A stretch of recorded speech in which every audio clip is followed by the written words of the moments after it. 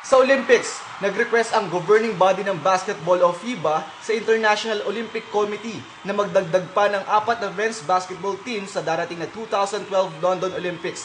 Ito daw ay magdadagdag ng mas malaking audience at magiging mas efficient ang tournament. Sa chess, nag-draw ang final round match ni Grandmaster Rogelio Antonio Jr. laban kay Grandmaster Zhao Weiqi ng China sa Asian Continental Chess Championship. Dito nakakuha ng ticket sa World Cup ang Pinoy na gaganapin sa Russia sa darating na November. Tumapos sa third place si Antonio with 7.5 points. Sa tennis, mabilis na tinapos ni Dinara Safina ang game laban kay Anne Kiyotavong ng Britain, 6-0, 6-0 at umakyat na sa second round ng French Open. Nagpaulan ng mga shots sa lahat ng parte ng court ng Roland Garros ang Russian favorite Safina at hindi na binigyan ng chance na maka-score ang kalaban. At sa NBA, isang physical game ang pinagtagisan ng Eastern Conference Game 3. Tinapos ng Orlando Magic ang Cleveland Cavaliers scoring 9-9, 8-9. Umabot sa 86 free throws, 58 personal fouls, 2 technicals and 1 flagrant.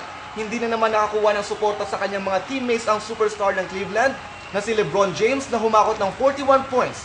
Nagsawa ng Magic sa dramatic buzzer beater ni James na nagpatalo sa kanilang Game 2. Umiscore si Dwight Howard ng 24 points at dumagdag pa si Rafer Alston ng 18 points.